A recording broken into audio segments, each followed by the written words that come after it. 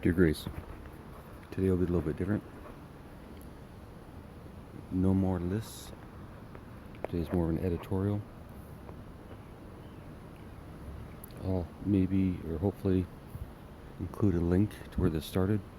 It's a Joe Rogan episode maybe a week ago, where they're talking about universal income. And as much as I love Joe Rogan and his show, they're not very good at math. And they keep missing one very, very, very important point about any concept of universal income. And I wouldn't call it that. I would call it universal basic care. And in the Joe Rogan episode, they tried to figure out, sorry, we still got the trains, unfortunately, Grace.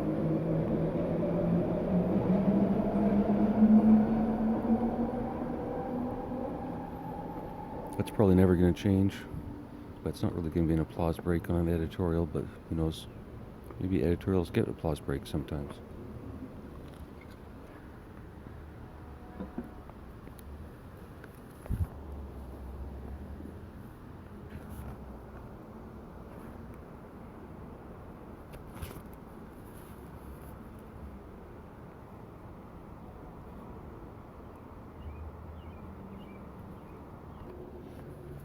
On the podcast, they were talking about how to end homelessness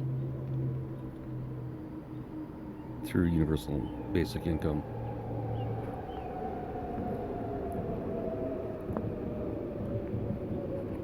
The problem is, Joe's being way too fair, and to give everyone, so their calculation, I think they're going to give 60 or 80K a year to everyone, regardless of income, which is the mistake, and that's the problem. You need universal basic care, not income. Basic care means everyone has a place to stay at night and during the day. You basically have a home, whether that be an apartment, a room in a house, their own house, or whatever. That is the goal of universal basic care. Now, because Joe's generous, of course, he thinks everyone should get it. I think he's just too high and too kind. And what he should say is everyone who needs universal basic care can have access to it. So this is my logic and my concept.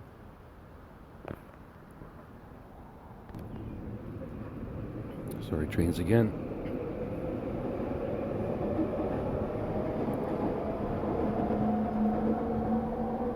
It's my concept for ending homelessness. So it's universal basic care. And basically, anyone that is currently homeless, living on the street, or living in some manner less conducive than normal, i.e. they're not renting, as I said, a house or a room or an apartment or sharing a accommodation or anything. They're living on the street on their own, sleeping wherever at night that they can, whether that be a friend's house, backyard, well, not their backyard, but some sort of shelter, whatever, it really doesn't matter. So I asked ChatGPT how many homeless people there were in the USA. It said about 550,000 in 2020. The population back there in the US was 330 million.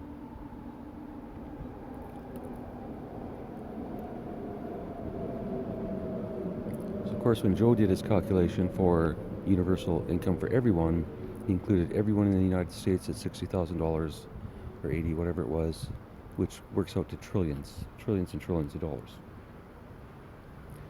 And it doesn't even make sense, because where would the money come from if everyone has a universal income? But, anyways, this is my logic. I like the number of 60K. First I did a calculation with 50K, but then to 60. So, for 330 million people to provide universal basic care for 550,000 people, would cost every citizen of the United States between $100 and $105 a year. That's an approximation. Maybe it's a little bit more, maybe it's 110, maybe it's 100.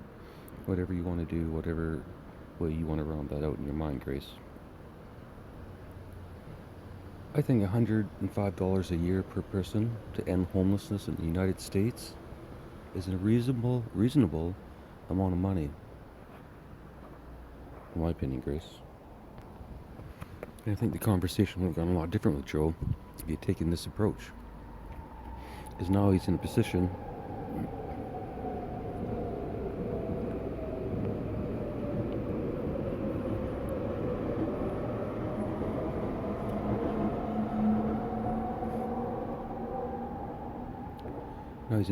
to say what I'm about to say, which is $100 a year for every person in the U.S. to end homelessness. Why the fuck hasn't it been done? I don't know. But I think once they actually realize that it's possible, who knows? Anyway, this is how I envision it working. I actually put that through ChatGPT as well, and it came up with a bunch of criticisms about administrative costs and this and that and blah blah blah. And I get it, that's kind of true, but not really. Let's just imagine for a second, Grace, that every single person in the US donated $105 for every person. It's only $105 a year, by the way, Grace. It's not $105 a month. $105 for every person in the US to end homelessness. Hell, even if they just tried it for 1 year, everyone donates $105.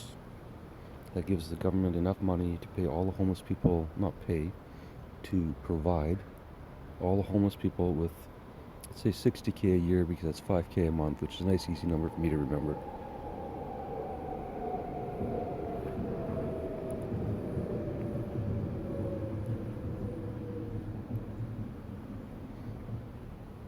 Now, I know a lot of people listening would just say, that's a waste of time. They're all a bunch of fucking drug users, and they're just going to spend that money on drugs. And to that I say, that's their fucking choice. If that's how they want to live, fine. But for 1 year, they'll have an option. For 1 year, if they want to get off the street, they can get off the street. $5,000 a month is enough to get a cheap hotel room and get off the street. More than enough to get an apartment, especially if you join forces with two people. If you're a couple on the street, it's 10 grand a month. That's enough for a lot of things. So, I'm going to make some notes, Grace, as I'm doing this.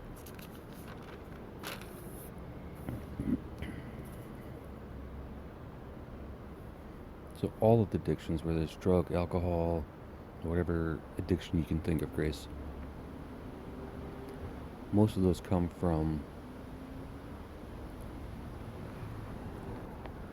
actually, Grace, it doesn't matter where their addiction comes from. I don't care. But I do know the chances are most of them do not want to be addicted. I've never met anyone who wants to be addicted. I've been through rehab. I've met people in rehab. I've met people in detox. I've been through the whole system, Grace. I know what it's like. And no one likes it. No one likes being addicted to anything, whether it's a drug or an action or behavior.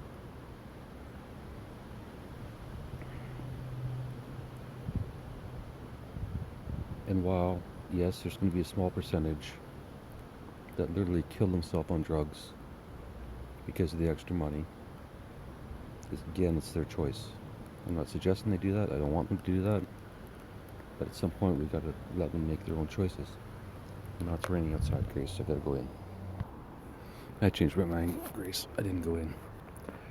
And in case you may or may not have noticed, there's not a lot of pauses in this one. I'm recording audio only. And I'm stopping it, not for the train, but my train of thought. So I'm losing my train of thought. I'm going to pause it for once. Make this a little bit easier for you to listen to. And then maybe you'll get off your ass and comment on it. Or someone will.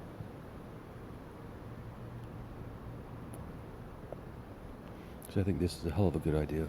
And I think it's doable. And although it would be easier to do it with the government, it's doable without the government. An organization could be started tomorrow, and every citizen in the U.S. could donate $105, and within a year, everyone would be off the street and have an opportunity to rebuild their lives however they see fit. Not by the rules of the government, not by the rules of society, not by any regulations. It's simply, we believe you're human. We understand you've gone through some shit.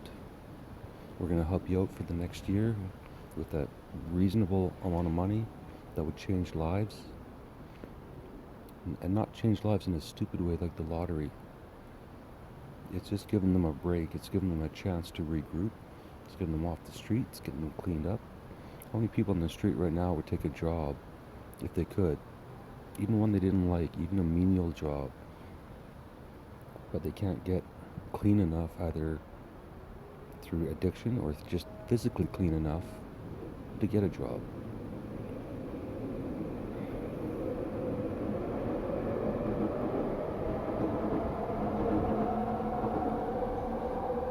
And even if they did, there's no way they're going to get a high enough paying job to get a damage deposit, first and last month's rent, all of that. They'll never be able to save up. The best they can do on the street is get a job, get a cheap motel, maybe move in with a friend, pay them a bit of rent. That's about the best they can do, but it never gets them out of that situation. Unless maybe their plan is to, work at McDonald's and then in 20 years become a manager. Ain't gonna happen. And even their managers get paid shit, so it doesn't matter where you go. You're not gonna start ground level and work your way up to $60,000 anytime soon. However, if you have a year to get your shit together, to get your life together, to organize your thoughts without having to wonder where you're going to sleep, where you're going to eat, what you're going to eat,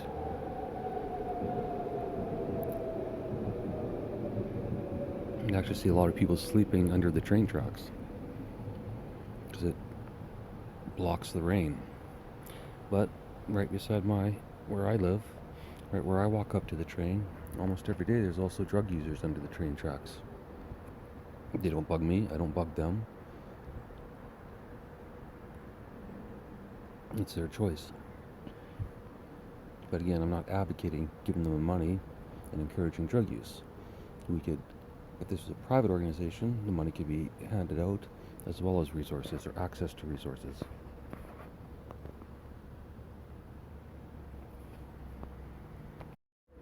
Alright, I found a place under.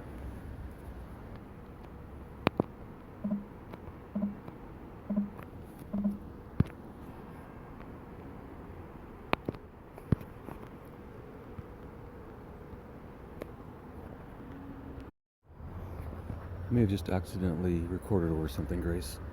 I really should just keep it running, but I'm trying to make this a little bit more professional. Teeny tiny bit. Anyway,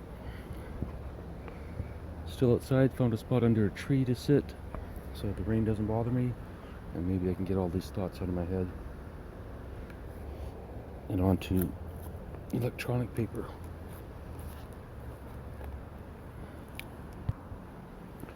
Let me run you through my scenario, Grace.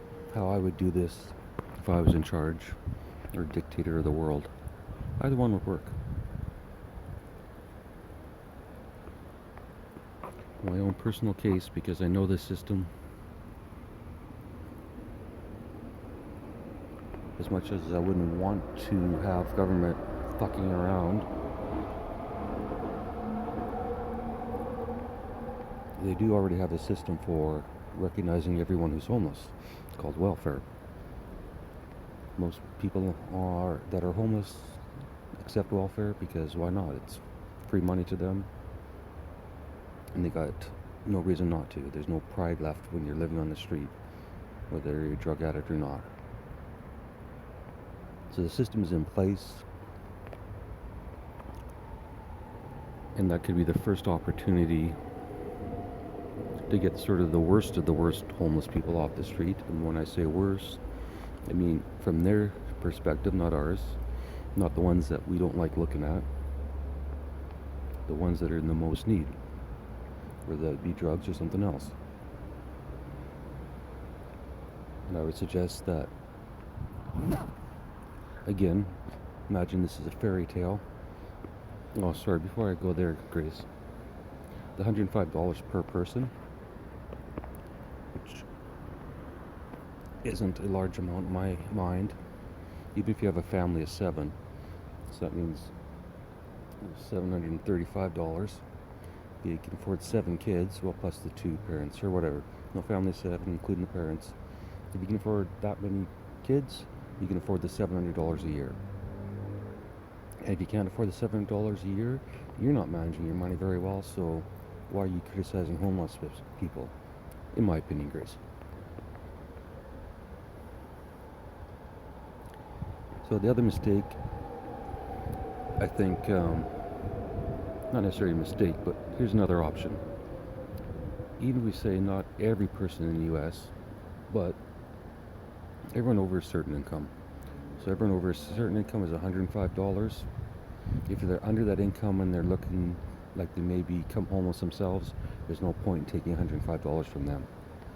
However, the rich bastards, the billionaires, millionaires, and whatnot, maybe they pay $210 or $2,000, and they cover it for 10 people. Or maybe they decide to do a good thing to help clean up their community and their country and the fucking world, and they donate $1 million or $1 billion. Or maybe they're cunts and they don't donate anything. It doesn't matter. But let's say, for whatever reason and whatever scenario, everyone in the US, whatever level they are, whatever they decide to give, raise enough money to get 550,000 people off the street.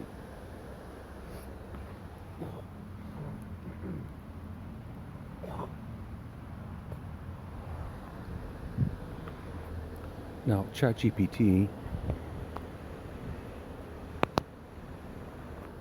really thinks it's an administrative nightmare, but it isn't. So again, we'll just pretend my little bubble is the entire world. And I'll guess that Canada is probably about the same sort of scenario as the US. And I bet you a lot of other countries are way less.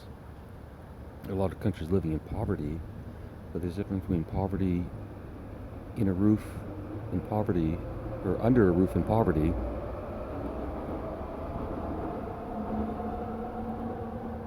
and not under a roof at all.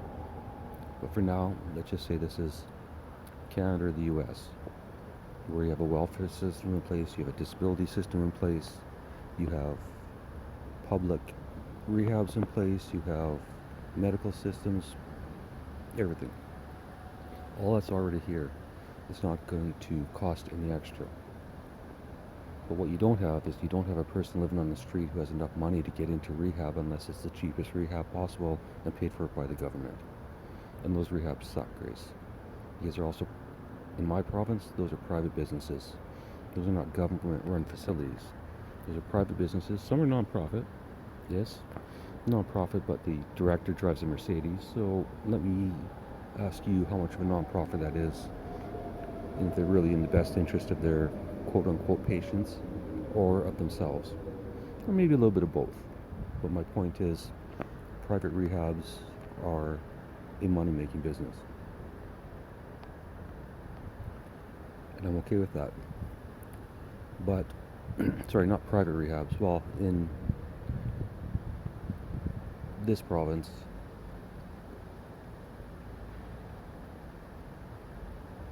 I'm not even sure if there's any provincial rehabs, but who knows, doesn't matter.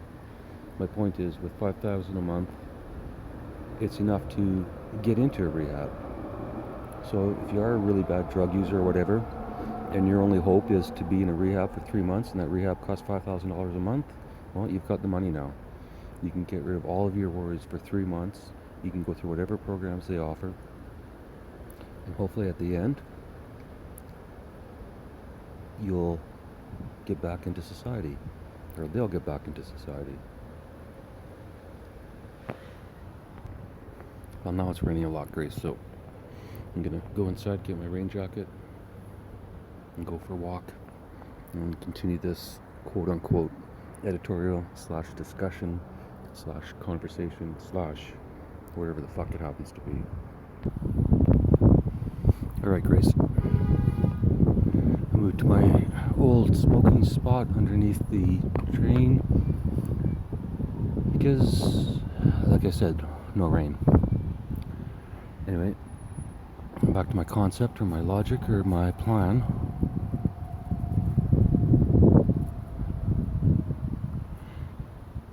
I don't think the money is an issue.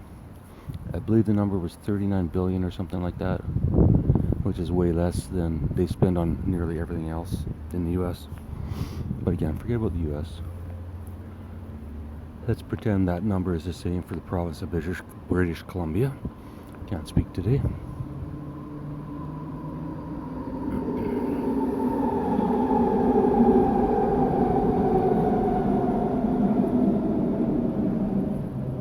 Let's say everybody working in British Columbia, everyone who has a job, no, fuck it, just whatever. So somehow enough people donate because they want to end the problem and they want to be compassionate. The government can implement the program very easily through the welfare system.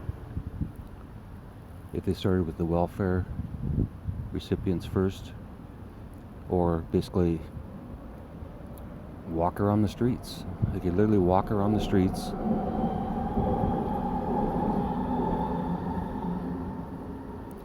they could walk up to a couple living in a tent under a tree in a park and say to them, we see you're in a situation, we'd like to help you, are you on welfare? And they say yes.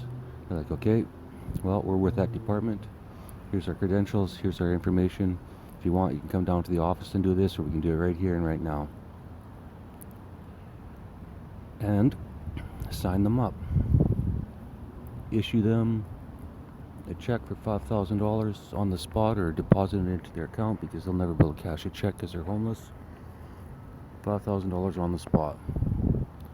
And, you know, they could be kind and help them to a motel or something too, but the homeless people are pretty resourceful, and I think if they had $5,000 they could figure a way out. Or if there's two of them, that's 10 grand. There you go, you're good. For the next month, you can stay off the street, you can go get cleaned up, whether that's mentally cleaned up, drug cleaned up, physically cleaned up, doesn't matter. You can take a break, you can relax, you don't have to worry about every single aspect of your life, and you can move forward. Because let's face it, the odds of most homeless people moving forward, getting lucky, finding a job that gets them off the street, currently, with the rents in British Columbia, I know I can't say that word, I'll go with BC. The rents in BC, it's just ridiculous, it's impossible. And where does all that money go? Somebody's making money. It's not like BC is poor. And I don't know what the number for BC is, but again, it doesn't matter.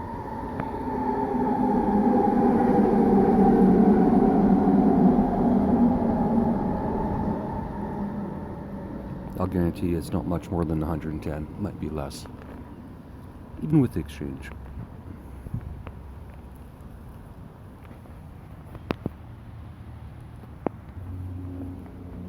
So immediately, Grace, what would happen? Let's say they got nearly everyone off the street in a month. 1 month is walking around, plus once people know about it, they're going to go to their welfare office and apply for it. But that's only if they're on welfare. If they're not on welfare, they still got to go through the same process. And I don't want some big situation where they have to prove they're homeless. there's enough people out there that would know that they're homeless, whether that be a social worker, police officer, doctor, friend, family, who knows? Maybe if families who had people on the street had this resource, it could help them get off the street. How many homeless people are on the street because they don't talk to their family, because they don't want to live with their family, because they'd rather be alone? And that's not always a mental health issue, Grace. It is sometimes, but not always. For some people, this planet is just too much.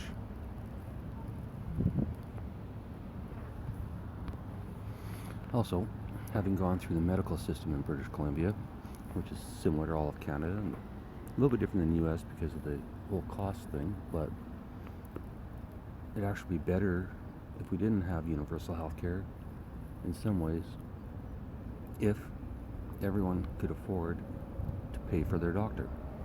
Because at least then,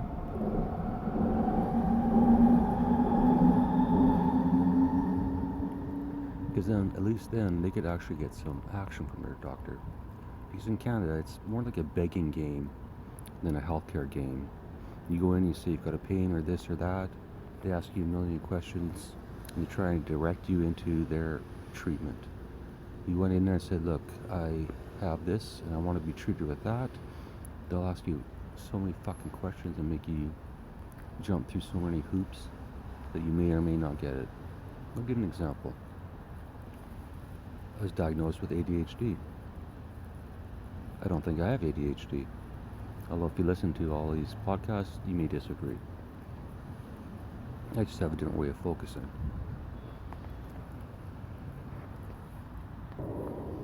But I fit all the symptoms of ADHD, or I had or have all the symptoms of ADHD. More so as a child and youth than now. Actually, that's not true, Grace. Probably my entire life, except 4 years ago to now.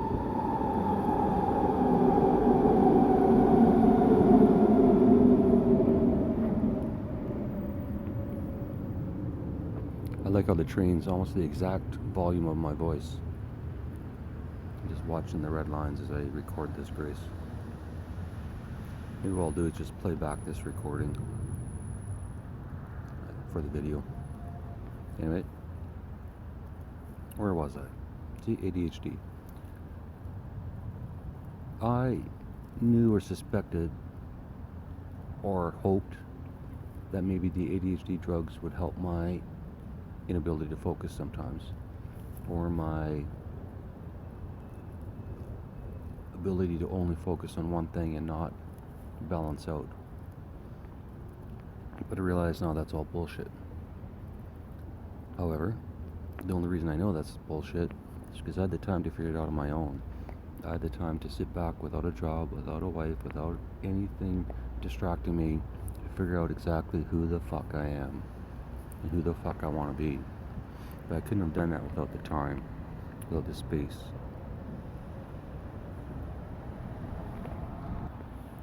So, to continue the story, I went to my doctor and said, I think you should test me for ADHD. Her response? Oh, I can't. I'm not certified.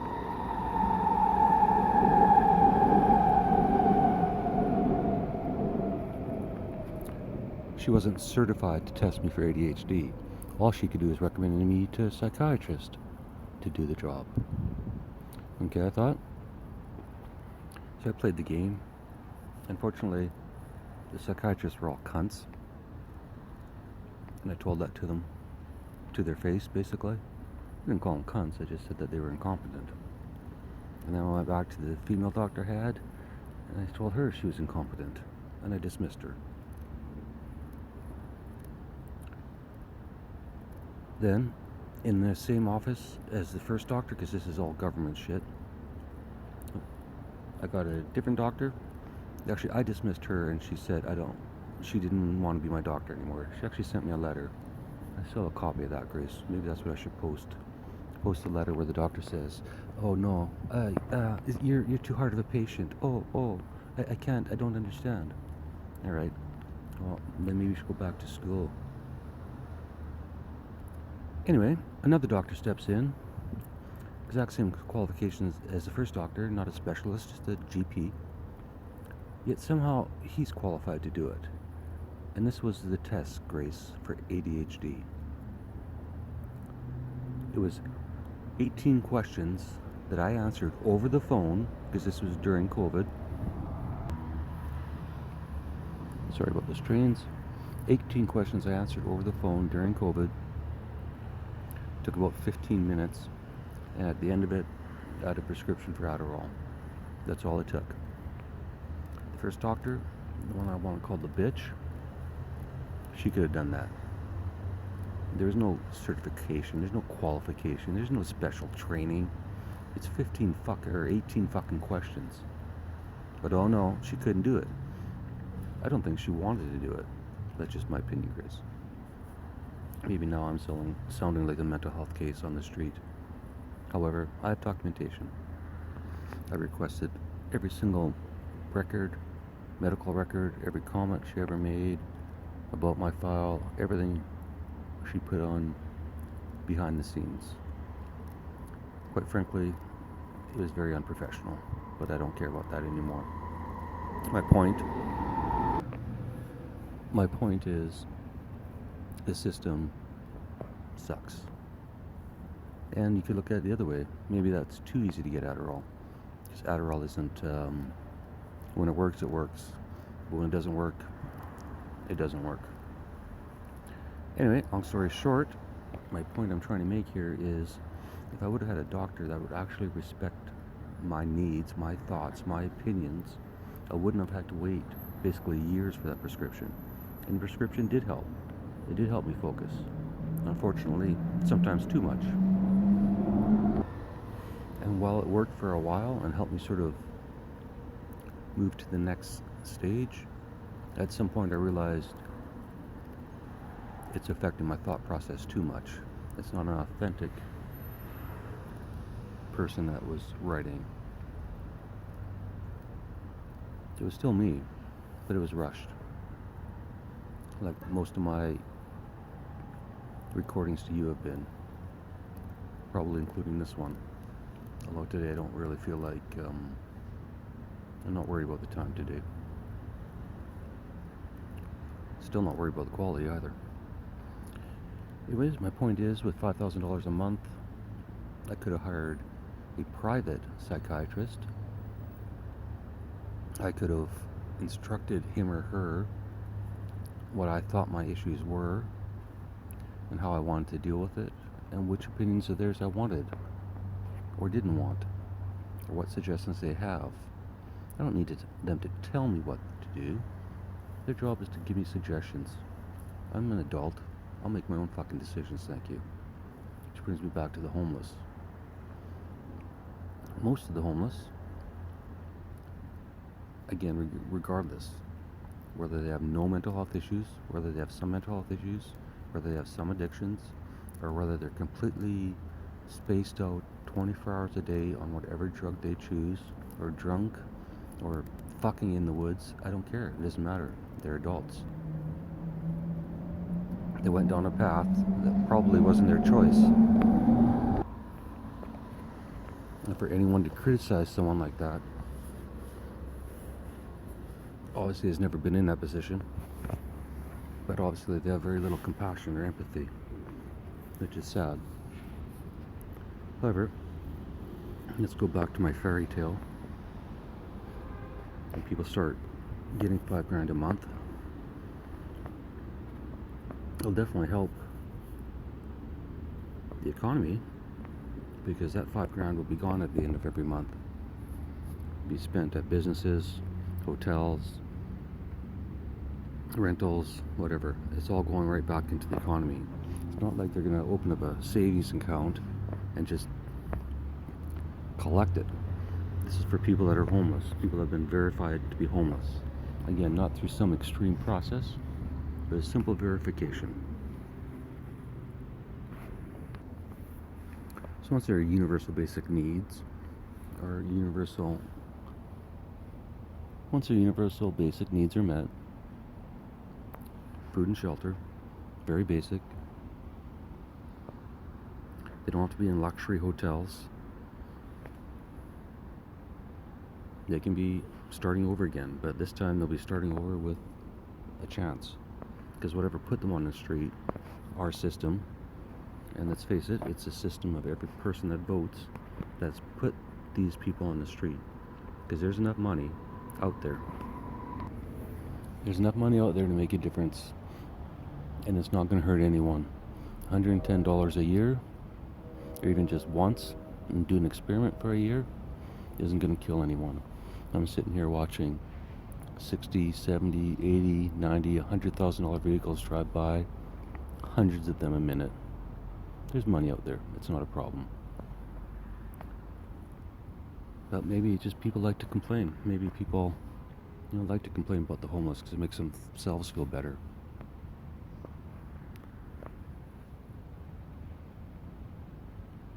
But most of these people are working paycheck to paycheck.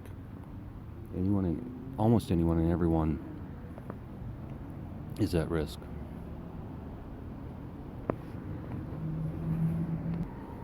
I'll bet you more people in BC have $40,000 worth of debt than $40,000 worth of savings. So let's assume, and I think it's safe to assume, even though people don't like that word, but since I'm an ass, it doesn't really matter. Let's assume that most of the people on the street, in the right situation, circumstances, wouldn't be there. They're living there for whatever reason, and it doesn't matter. Because the problem's not going to stop. So 1 year would be more than enough time for them to get their shit together. Decide what they want to do with their life. They want to go back to school, training, or just the ability to find a normal job because you have your basic needs met, so you're not showing up at an interview looking disheveled physically or mentally. They could reconnect with family. They could use the other services provided by governments and agencies who are trying to help, but they could use them without the struggle. And once you get a lot of the people off the street, then the resources that are left can be used more efficiently. And maybe rather than having a shelter full of 300 men, you've got 30 men in self-contained apartments inside the building that used to be a shelter. Because if you don't have to shelter people every single night because they have a home to live in, then all of those properties can be converted into homes. And hell, charge them rent. They got $5,000 a month. Charge them $500. Charge them $1,000. It's still enough that they can live on and they can get their shit together. It's enough to go back to school. It's enough to get basic supplies for your own business. Who knows? Whatever. The homeless are creative. They have to be. It's the only way they can live, survive. But why? What purpose does it serve to have people living on the street? How does it help anyone?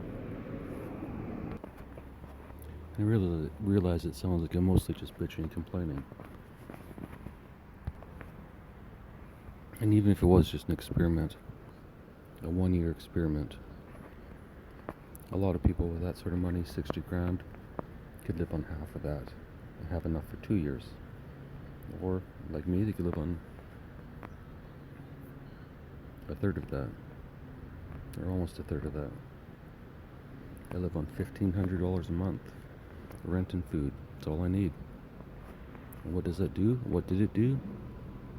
It gave me the space to think and figure out my own shit, which I think most people can do if they're given the opportunity. The problem is they're not given the opportunity because they can't get out of the fucking hole, and whatever that hole may be. I don't give a shit. It really does not matter. The reason for the homelessness should never be discussed, or at least it shouldn't be discussed in a manner of, oh, well, they're just drug addicts. Yes, they're drug addicts, some of them, but they're also people. And they're someone's son, daughter, brother, sister, whoever. It doesn't matter. Why doesn't the government do something? I don't know. How is it in their best interest to leave people on the street, have everyone complain about it, and do nothing? The Canadian government, BC government, they own lots of buildings. Thousands and thousands of buildings. Hundreds which are empty. Sitting empty. If they really wanted to help, they could. But they don't. Why? For the same reason it would be almost impossible to convince every person in the US. For the same reason why it would be almost impossible to convince everyone in the US or Canada or anywhere or any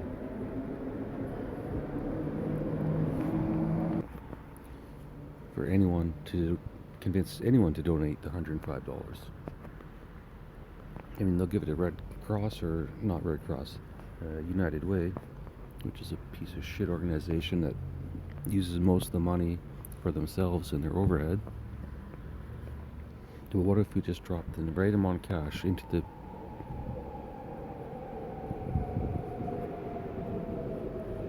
BC welfare system,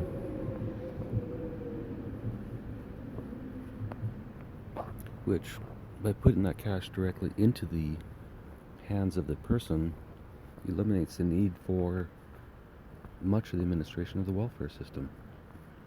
Because instead of their quote-unquote clients coming in asking for help, needing money, needing social services, all that sort of thing, a lot of those issues go away. Almost all of them.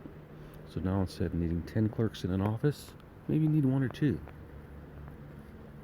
And maybe the rest of those clerks could go out in the street and directly help. But I'm sure that seems too logical for governments.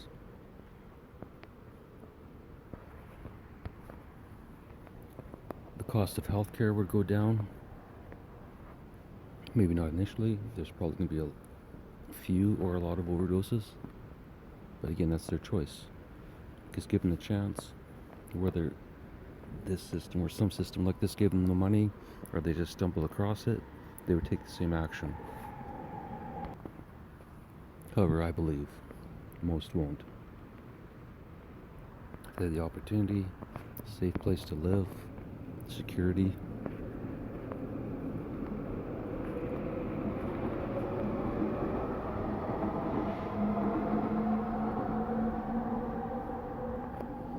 So all those things that they don't have is what makes people want to drink and smoke and do whatever the fuck just to get out of their mind. Just get through the end of the day. Get to the next day. That's all they're doing. They're not trying to get high for some fucking enjoyment. They're not high getting partying. They're not at the beach getting drunk with their friends.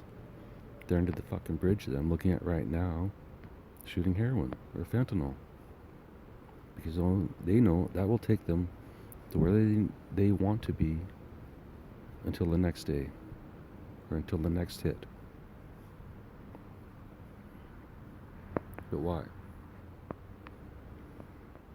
Does homelessness cause drug addiction, or does drug addiction cause homelessness? And why do we care? End homelessness and you're going to end most of the drug addiction. Because everyone that has their needs met, food, shelter, maybe an Xbox, Netflix, cell phone,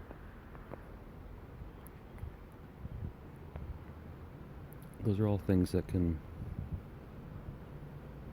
help. I realize those are all technology based, but hang on.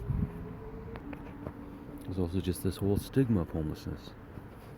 And again, once they can get off the street, get cleaned up, and look normal again, that stigma will go away. It'll be their choice if they want to tell people that they were once homeless or not. There's no requirement. They can start a new life. Hell, they could change their name. Change the name, start a brand new life, brand new resume, everything.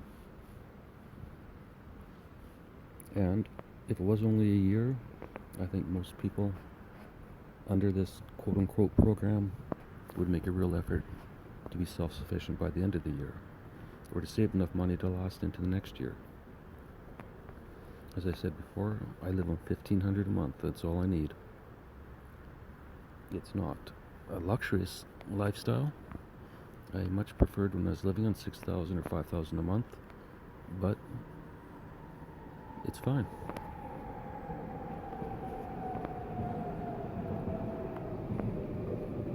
I'm safe. I'm healthy. I wouldn't say I'm happy, but that comes with time. Which was going to be my next point. Was how on earth does someone on the street meet anyone from some sort of personal nature who isn't also on the street? It's not like there's a Tinder site for homeless people to meet people with homes. How many people would... Well, most people are so scared of the homeless they just looks down at their feet when they walk by. Like they're just going to jump up and slice your head off. It just doesn't happen. I'm not saying it's perfect and nobody ever gets attacked by a homeless person, but in general, if it was that big of a problem, we'd see it more on the news, and we don't. All we see in the news is, oh, it's a problem, oh, they got tents, oh, they're sleeping in tents. Well, what the fuck do you expect them to do? Fucking morons. How about this? Next time you're sitting in Starbucks with your $5 or $6 or $7 or $8 coffee or whatever the fuck it is, well, you donate $2 to this cause every time, because you're sitting in there bitching or criticizing or commenting on the homeless person in front of Starbucks begging for money so they can get off the street. You don't like that, but you don't mind talking to your friend about it. Put the person down, criticize them, even though you don't know who the fuck they are. And I've heard these conversations in Starbucks, Grace, and other coffee shops and all over the place, all over the internet. How many people actually know a homeless person? And if you know a homeless person, why the fuck aren't you doing something about it? If you can. But if you knew a homeless person and you knew that they could get $5,000 a month, you knew the guy or the girl just took a few wrong turns here or there, made some bad decisions, but deep down they're a good person, but through their mental health, current mental health, because they're living on the street and or drug addiction, they're down a path that they'll never recover from until someone steps in, until someone helps. And who's going to help?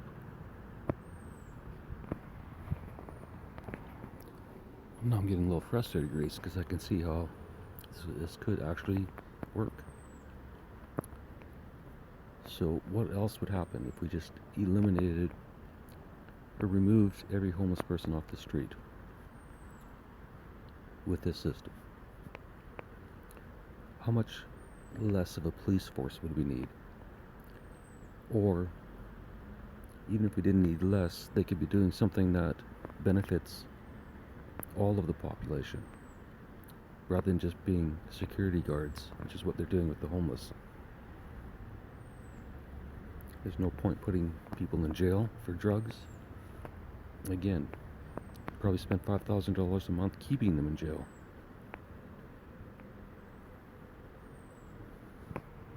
And I'm not saying release every criminal in jail and give them $5,000, but I'm also saying don't discriminate. The guy on the street that was in jail is now living homeless. He isn't committing any more crimes. He's just trying to survive. Does that person deserve to be kicked in the nuts all day long? I don't think so, Grace. It took me 3 years to get my shit together, Grace. 3 years of peace and quiet. 3 years of thinking. 3 years of writing. Everything.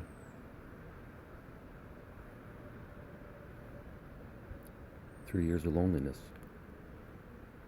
But by choice. Because I knew, and I understand, that when you're around others, they influence you. How many people on the street are simply there because they don't want to be around their family? For whatever reason. The reason is none of our business, it's none of our concern. It's their choice, they're adults. And that's my point. They're adults. We gotta treat everyone like adults. And just an adult human. Not an adult mentally not challenged, but mental health, whatever. No labels. They're just humans, they're just adults. They need help. Or this problem isn't going away. Why would it go away? What is going to change with the current system that will get people off the street? Nothing. Not a single fucking thing. So maybe everyone who isn't homeless is just a cunt. Just a cunt because they're not willing to do something about this problem. Here you go, $105 a year. You solve the problem. It goes away. The streets are safer, society is safer. Everyone knows that maybe if they make a mistake, there's a program in place to help them. And even the ones under the program can afford the $105 for the next batch. So they get a little less than $60,000 a year, but they contribute back. And tell me this, someone that's been taken off the street, they get a chance to get their life together, they get a job, they go back to school, they reunite with family, they find a friend, a lover, or whatever. You telling me those people wouldn't be grateful and they wouldn't want to give $105 or $210 or $1,000 or whatever they could fucking afford to help the next person that gets in that position? Goddamn rights they would. About half the people that were at rehab when I was at rehab were there simply to stay off the street because it was winter, and winter's a bitch, and they know the system, and it's easier for them to check into rehab when it gets cold, spend 3 months there, and then they're safe for 3 months. Yes, they go through a program, but like I say, most of these people are addicts because they're on the street. And once they get off the street, and they're fed, and they're sheltered, and they have people around them that they can talk to, and they can make friends with. Half the people in my rehab were from the street, the other half were just normal people. Some had jobs, some were there because of their job, because they fucked up in their job, but the job says, look, you go to rehab and you can keep your job. A lot of them were, not a lot, but some were there on insurance. So they had some sort of health care insurance for their job that paid for it. But all the homeless people and myself are there on the government dollar. So how it works, Grace? How it works in BC, Grace, is if you're on welfare and you go into a rehab, the rehab takes most of the welfare money. And then they also get extra money from the government, but they get most of the welfare money. You get a little stipend. Stipend, whatever it is. But there's not a lot of money you need in rehab. Everything's provided for you. Food, shelter, obviously. Emotional support, AA, if you need it. A lot of the guys just do the AA program, then they just lie, which is what I did. I went to rehab to stay off the street too. Actually, I went to rehab to get onto disability because I knew the amount of disability I could live on. And while I could have used a rehab 15 or 20 years ago, when I did go, I didn't need it. So I faked it. I lied. I told stories. I write. I can say anything I want. I could be anyone I want, anytime, anywhere. And that's what I did to survive. Because I was at the point where I was not going to live with relatives. I was not going to live in any situation or with anyone that was not conducive to my own thinking, to my own thoughts, my own desires.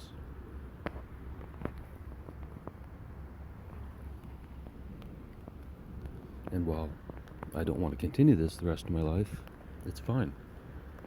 I'm safe. I'll live.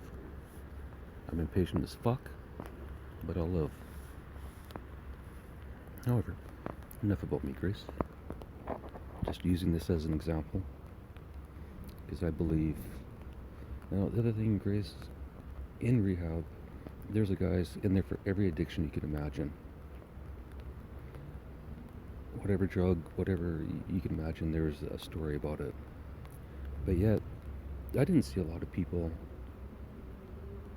like jonesing for a fix, as they call it, or detoxing to such a degree that they're shaking and all that sort of stuff.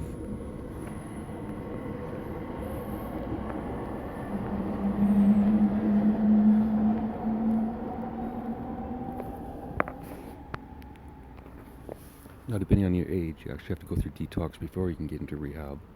But still, what I'm saying is, most of them just seemed like they were there to get through the program and then get back to their lives. Or, in the case of the people that were there that were homeless, then they're looking to get into secondary housing, which was something I also considered too. Because after rehab, you can get into a secondary housing facility, and from there, they're often good. They help you get jobs and a lot of other things.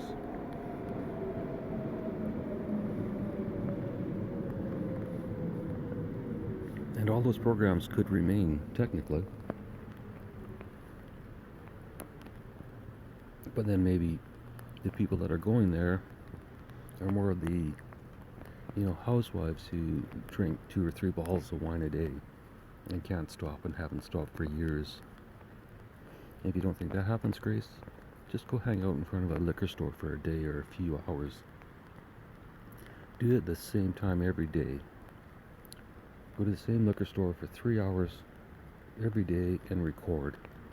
Do that for a month. And then have your little AI program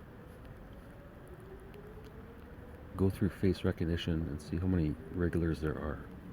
How many housewives are getting that wine, or husbands with the beer, or whatever. I don't care. Everyone's a fucking addict. Everyone has something that they do that they'd rather not do. But as long as you maintain your job and your house and everything else, then you're not an addict. See, an addict isn't about the quantity. It's about how it affects your life.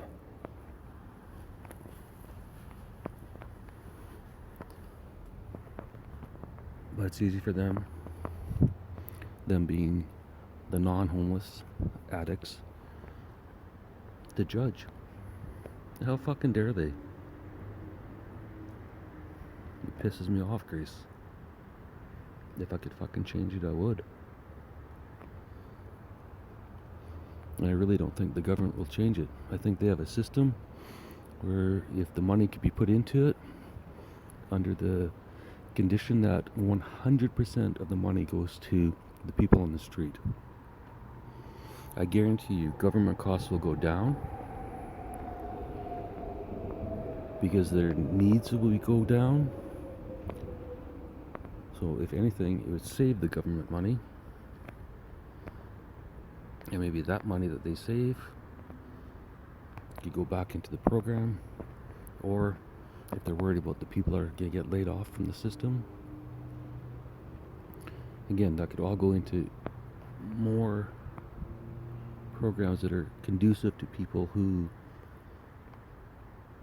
need help for a year or 2. I took 3, but I'm a little slow in the head. And a lot of people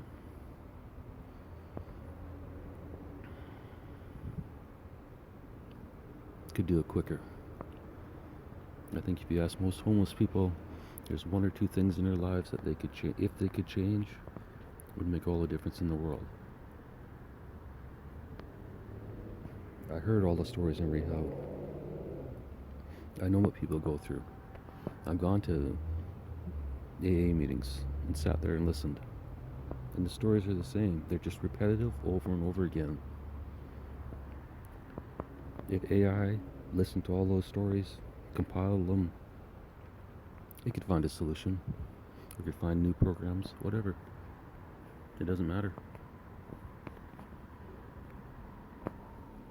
Or maybe it's a graduated system. $5,000 a month for the first year, $4,000 for the second, third, $3,000 for the third, and so on.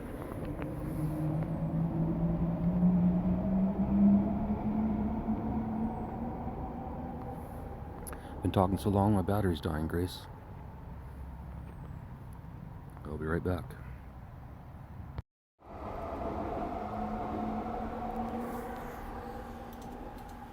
Alright, Grace. I'm going to continue on, but I'm using my other phone. It's a different recording system, so I can't stop the train sounds. So we're back to the big pauses.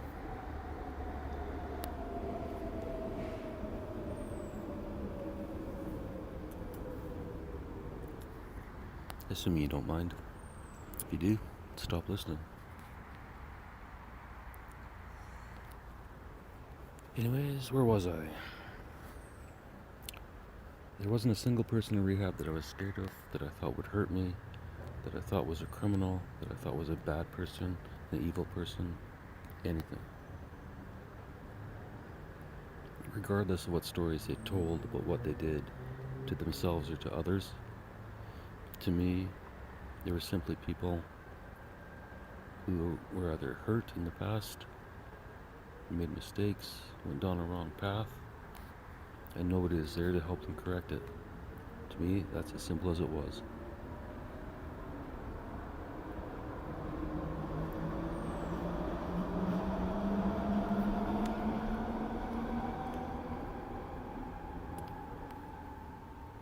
But I'm naive. I'm naive.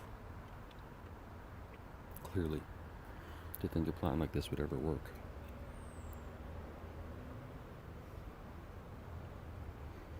Wouldn't it be nice to know that there's a safety net for everyone? Actually, let's go back to the graduated for 1 second, Grace, sorry. Because I know everyone that's listening is like, oh, $5,000 a month, that's so much, blah, blah, blah.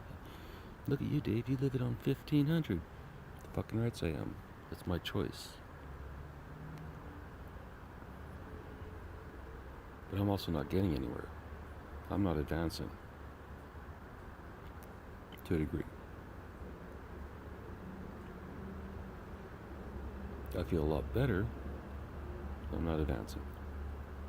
But that's my choice. Because I'm determined to either be a writer or be dead. Those are my only two options. But that's me. I'm an adult. It's my choice. I can choose to live like this. I can choose to live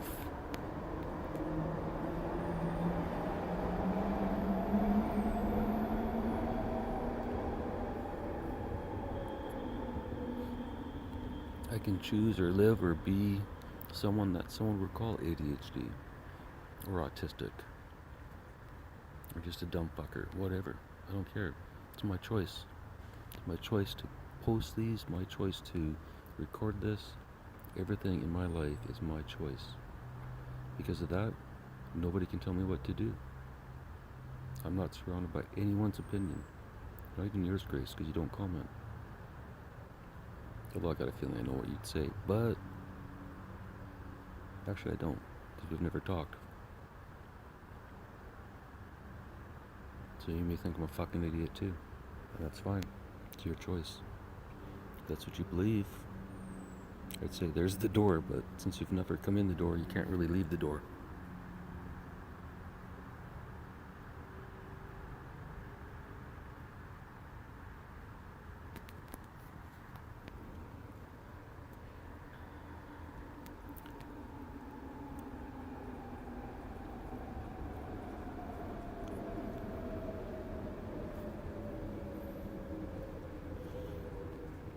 So a graduated system and give them both incentive and ability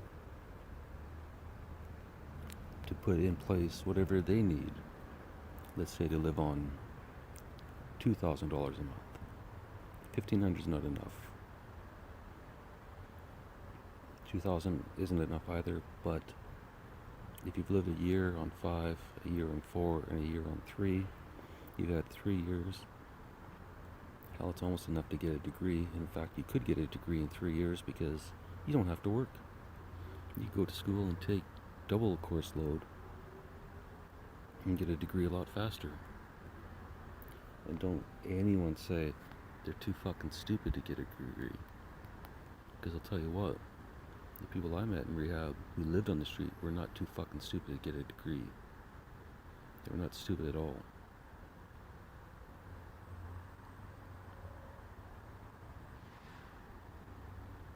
Although, to be fair, Grace, I'm not sure what good a degree is anymore. I think it's a waste of fucking time. But who knows? Maybe education will make a rebound. Grace.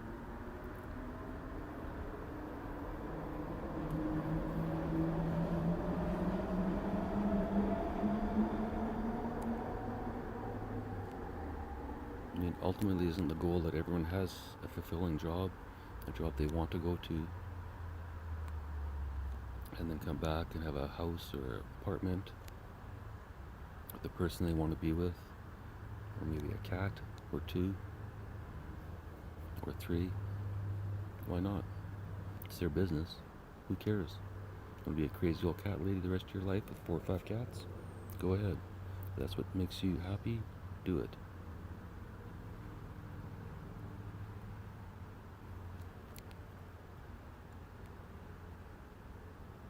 And it's so stupid. It's such a small fraction of the population. It's tiny. It's a solvable problem. It's not like a third world country where everyone is poor. It's a first world country where a small percentage is poor. And for some reason, a large percentage do not give a fuck.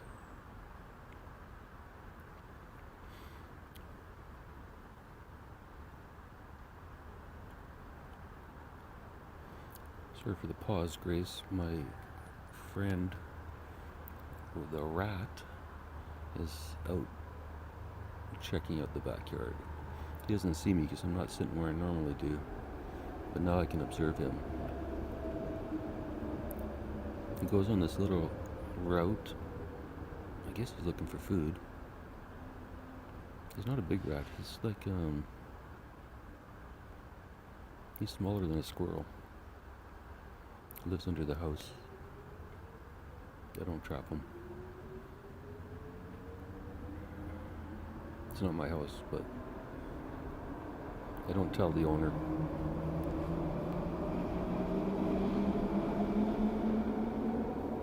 Although to be fair, there he saw me finally, now he's gone. I'm not sitting where I normally sit. Where I normally sit, he runs behind me and scares the fuck out of me. But I digress. Is that ADHD or is that just the environment I'm in? I'm sitting outside under a tree, beside a train, crows, rats. There's a lot to focus on. I should be doing this with my eyes closed in a studio. But that's not realistic. And I think a phone is all you need to record something like this. Because either the content is there or it isn't. Ooh. He's back. Oh, I see what he did. He went around the shed to the other side so he could avoid me. See, even the rats are smart. Anyways, back to a very small percentage of the population. And why?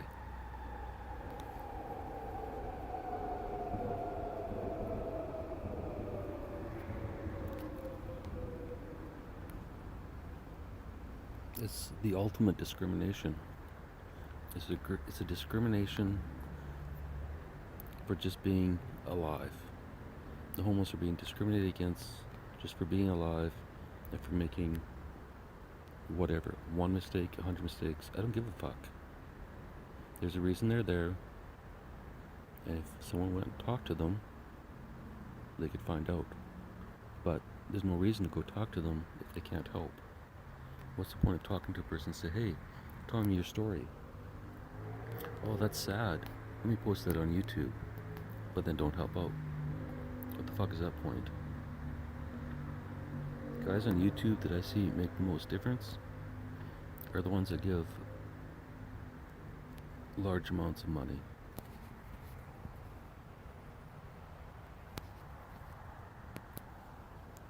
Peter Bond, he's mostly in New York.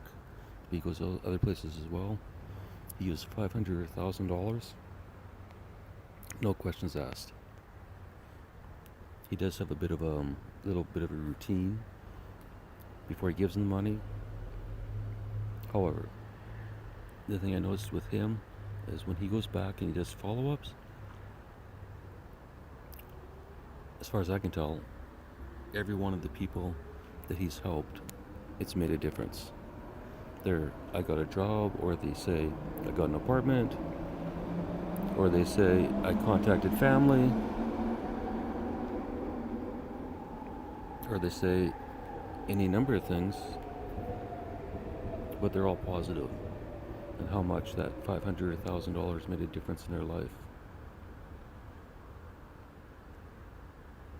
So, yes, I realize I'm also making it sound like everyone would be responsible for the $5,000, and that's not going to happen.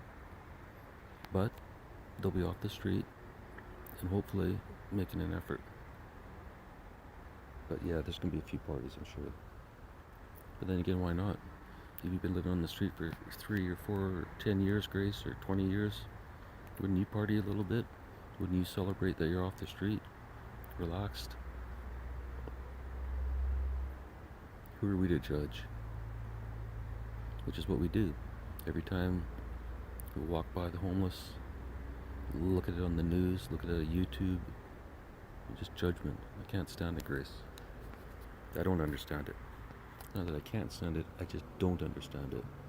I don't understand, this is not a $1 trillion problem. It is a $1 billion problem, but there are billionaires whose annual salary could cover it.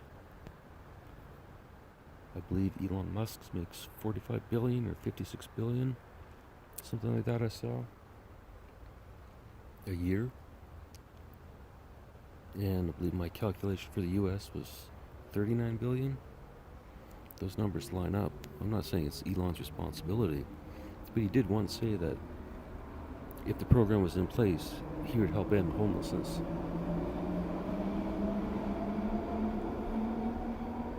Or something like that, or if there was a program that he believed in or trusted or something like that. I can't remember his exact fucking quote.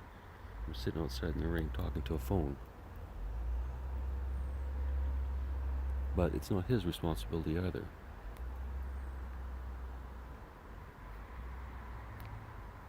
It would be nice if him and others as rich as him would do something, would get off their fucking asses, would support a program like this, whether it's through the government or whether it's just an individual organization.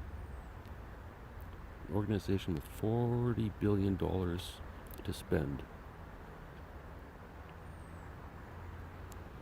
And if you want to do it that way and not use the government, there are thousands and thousands and thousands of YouTubers out there trying to help the homeless, people they know are homeless, people they can confirm are homeless, people they talk to, people they get to know, people they want to help.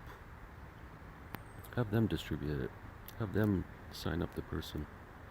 If you go to Peter Bond's site, he's a pretty good judge of character, as most of them are. They can help. They can sign the people up. They can get them off the street. They can take them to the hotel. That's what they're doing already. They take them to hotels and pay for 2 or 3 nights. Or if they can, a month. There's many people out there on YouTube who are doing that. The lists of people, Grace,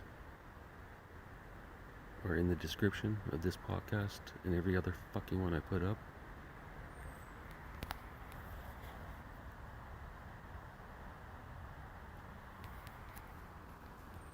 It's literally an army of people that are willing to help others. And I'll guarantee you, none of them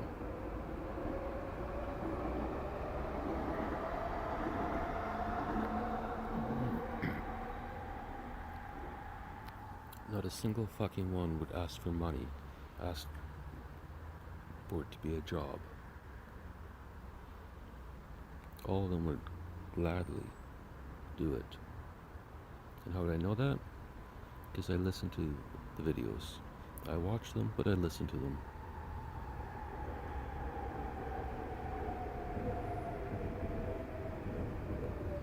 If you go to any of the channels that I've listed, and you listen to them, you'll hear the sincerity in their voice. You know that they are truly trying to help.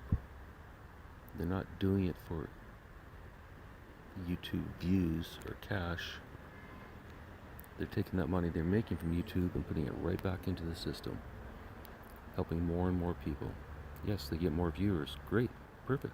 So then they get more cash and they help more people. But they don't have enough. They need to be giving away. They need to be setting people up $5,000 a month.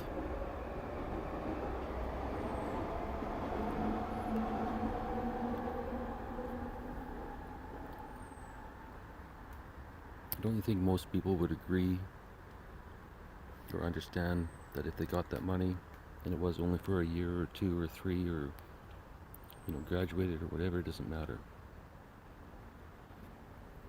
Most people are going to remember all those fucking nights in the street, how many times they were robbed, beat up, raped, all the above.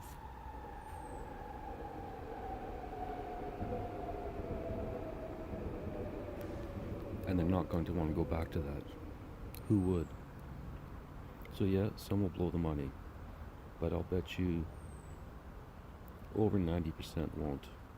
And over 90% will realize that this is their second chance, an opportunity to get out of what they put themselves in, or what the system put themselves in, or whatever. I don't care. It makes no difference.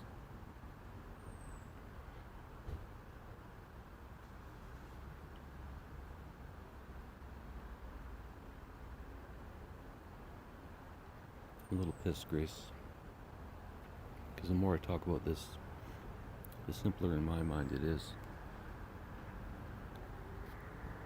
Just imagine how many emergency room visits are going to go down because people are going there just for a night off the street.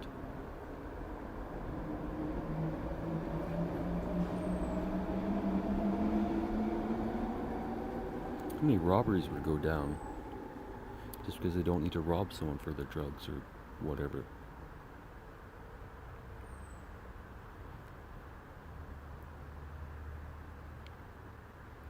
Doesn't that make sense? Because insurance is going to pay for it, or the government's going to pay for it, or we're going to have to hire more cops, or whatever. It's all going to be more, and more. But it's not going to stop the problem. And even fucking if they decide to continue using drugs, what do you think the odds are that they'll be out on the street using those drugs instead of in their apartment using those drugs? And if they're in an apartment using their drugs, like what? Every single fucking person, maybe not every single person, but if they're in their apartment doing whatever, I don't care if it's fentanyl. The guys in rehab, most of them say fentanyl is better than heroin, if you can get it pure. Because then at least you know it's only fentanyl, and you know the amount. You get heroin mixed with fentanyl, you don't know what the fuck you're getting.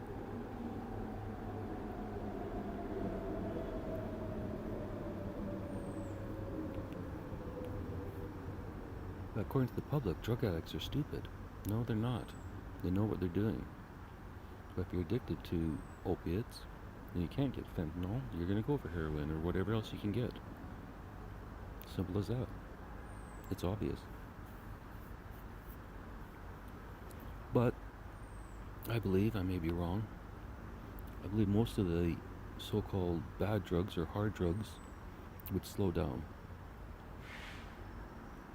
And maybe even someone who's used to heroin, who has a chance to, go to rehab or something for 3 months and get off it, they will. Or maybe they won't. Maybe some won't. But it'll be their choice.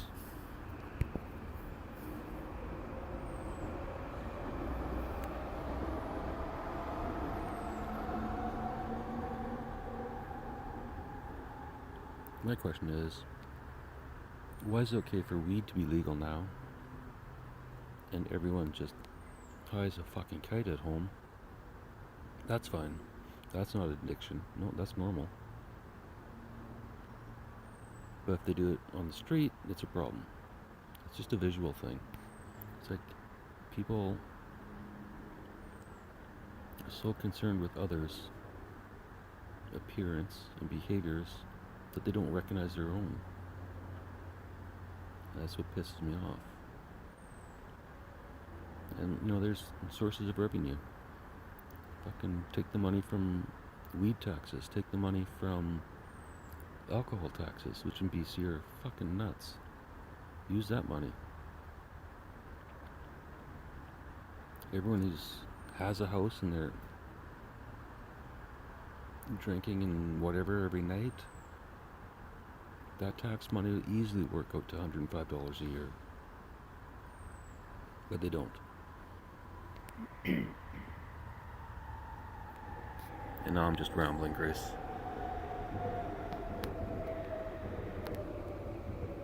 And I'm sure I've missed about 1,000 fucking points. However.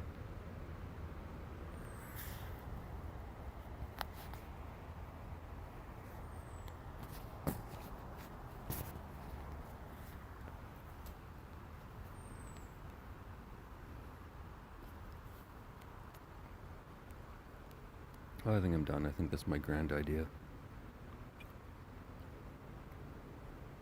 I didn't mean to criticize Joe. I just think he's looking at it from a perspective that everyone is equal. And quite frankly, we're not.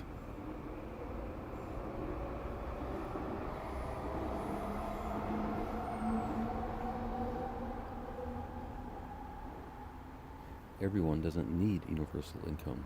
Everyone doesn't want universal income. I think most of the population are relatively happy with their lives. I don't see a lot of smiles on people's faces as I walk down the street, but in general, they're safe, they're secure, they're making their own decisions. They're not being told what to do by others, where to go, where to live, where not to live, where they can smoke drugs and where they can't smoke drugs, where they can drink, where they can't drink, where they can sleep, where they can't sleep.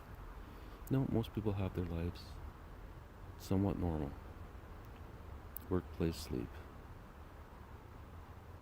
Homeless, a little different. There's no work, there's no play, and they have to find a place to sleep.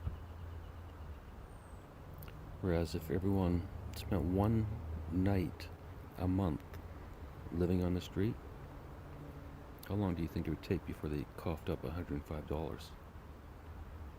Just 1 month. Go sleep in your backyard in a tent or without a tent. Just sleep in a sleeping bag like they are. But they won't. Because they're a bunch of pussies. But we're not equal.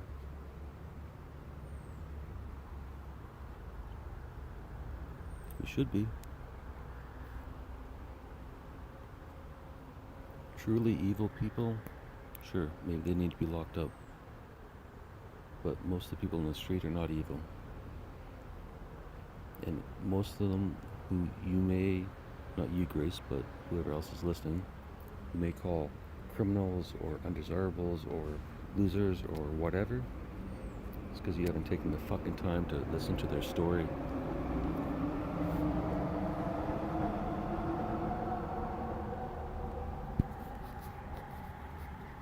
More than just watching it on YouTube for 30 or 60 seconds.